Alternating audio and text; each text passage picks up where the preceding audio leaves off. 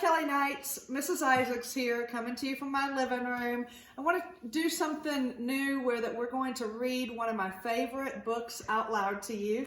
This is Fish in a Tree by Lynda Hunt. Before we begin reading, I thought we would preview to have an idea of what the story is about, and then I'll jump right into chapter 1. Everybody is smart in different ways, but if you judge a fish by its ability to climb a tree, it will live its life believing it's stupid. Allie has been smart enough to fool a lot of smart people.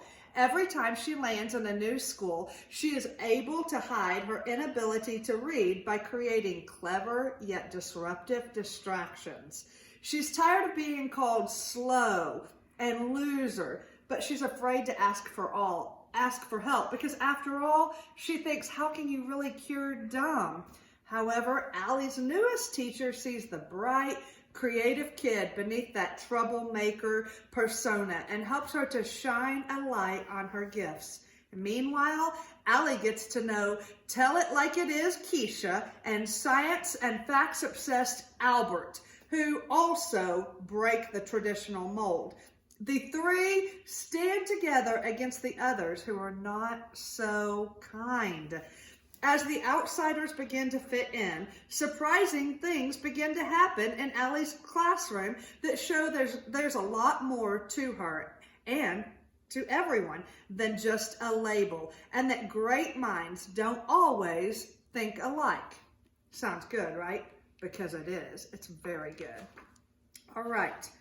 Chapter 1, In Trouble Again. It's always there, like the ground beneath my feet. Well, Allie, are you going to write or aren't you? Mrs. Hall asked. If my teacher were mean, it would be a lot easier. Come on, she says. I know you can do it. What if I told you I was going to climb a tree using only my teeth? Would you say I could do it then? Oliver laughs, throwing himself on the desk like it's a fumbled football. Shay groans. Allie, why can't you just act normal for once? Near her, Albert, a bulky kid who's worn the same thing every day, a dark t-shirt that reads Flint, sits up straight like he's waiting for a firecracker to go off. Mrs. Hall sighs. Come on now, I'm only asking for 1 page to describe yourself. I can't think of anything worse than having to describe myself. I'd rather write about something more positive, like throwing up at your own birthday party. It's important, she says. It's so your new teacher can get to know you. I know that, and it's exactly why I don't want to do it. Teachers are like the machines that take the quarters for bouncy balls.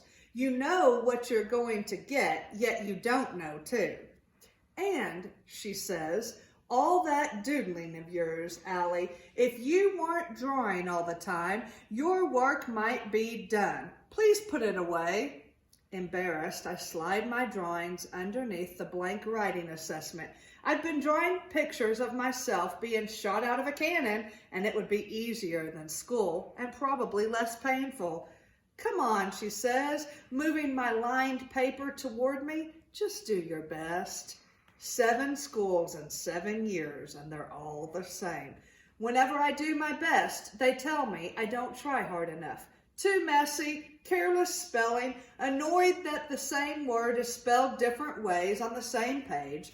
And the headaches. I always get headaches from looking at the brightness of dark letters on white pages for too long. Mrs. Hall clears her throat. The rest of the class is getting tired of me again. Chairs slide, loud sighs. Maybe they think I can't hear their words. Freak, dumb, loser. I wish she'd just go hang by Albert, the walking Google page, who'd get a better grade than me if he just blew his nose onto the paper. The back of my neck heats up. I don't get it. She always lets me slide. It must be because these are for the new teacher and she can't have one missing. I stare at her big stomach. So did you decide what you're going to name the baby? I ask. Last week we got her talking about baby names for a full half hour during social studies. Come on, Allie, no more stalling. I don't answer. I mean it, she says, and I know she does. I watch a mind movie of her taking a stick and drawing a line in the dirt between us under a bright blue sky. She's dressed as a sheriff, and I'm wearing a black and white prisoner stripes. My mind does this all the time. Shows me these movies that seem so real that they carry me away inside of them. They are a relief from my real life. I steal up inside, willing myself to do something I don't really want to do, to escape this teacher who's holding on and won't let go. I pick up my pencil and her body relaxes, probably relieved that I've given in. But instead, knowing she loves clean desk and things just so, I grip my pencil with a hard fist and scribble all over my desk. Allie, she steps forward quick. Why do you do that? The circular scribbles are big on top and small on the bottom. It looks like a tornado, and I wonder if I meant to draw a picture of my insides. I look back up at her. It was there when I sat down. The laughter starts, and they're not laughing because they think I'm funny. I can tell that you're upset, Allie, Mrs. Hall says. I am not hiding that as well as I need to. She's such a freak, Shay says in one of those loud whispers that everyone is meant to hear. Oliver is drumming on his desk now. I fold my arms and stare up at her. That's it, Mrs. Hall finally says. To the office now. I wanted this, but now I am having second thoughts. Allie? Huh? Everyone laughs again. She puts up her hand.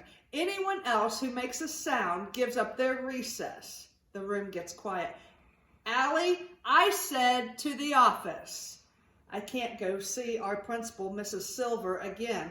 I go to the office so much. I wonder when they'll hang up a banner that says, Welcome, Allie Nickerson. I'm sorry, I say, actually meaning it. I'll do it, I promise. She sighs. Okay, Allie, but if that pencil stops moving, then you're going. She moves me to the reading table next to a Thanksgiving bulletin board about being grateful. Meanwhile, she sprays my desk with cleaner, glancing at me like she'd like to spray me with the cleaner and just scrub off all the dumbness. I squint a bit, hoping the lights will hurt my head less. And then I try to hold my pencil the way I'm supposed to instead of the weird way my hand wants it to. I write with one hand and shield my paper with the other. I know I better keep the pencil moving. So I write the word why over and over and over on the top of the page to the very bottom. 1, because I know how to spell it right. And 2, because I'm hoping someone will finally give me an answer. Kelly Knights, come back for chapter 2 later this week.